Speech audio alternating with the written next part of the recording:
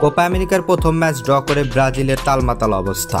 Football খেলার আসর শুরু হলে ভক্তদের উন্মাদনার কমতি থাকে না। ভক্তদের নানা রকম পাগলামি অনায়াসেই চোখে পড়ে। কোন দল জিতবে, কোন দল হারবে, এটা নিয়ে শুরু হয় পাগলামি।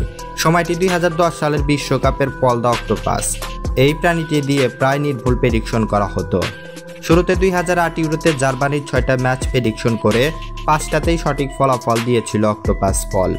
এর 2 বছর পর 2010 বিশ্বকাপের জার্মানির 7টা ম্যাচের ভেতর 7টাই সঠিক ফলাফল দিয়েছিল অক্টোপাস পল।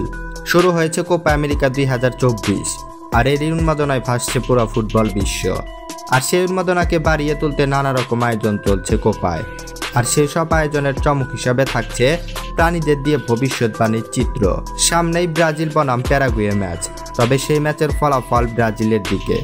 এদিকে গুগলের ইনফরমেশন অনুযায়ী ব্রাজিলের জেতার সম্ভাবনা 72%, প্যারাগুয়ের জেতার সম্ভাবনা 10% এবং ড্র হওয়ার সম্ভাবনা 18%। তো বন্ধুরা, আপনার কি মনে হয় এই ম্যাচটি কি ব্রাজিল জিততে পারবে? জানান কমেন্ট সেকশনে।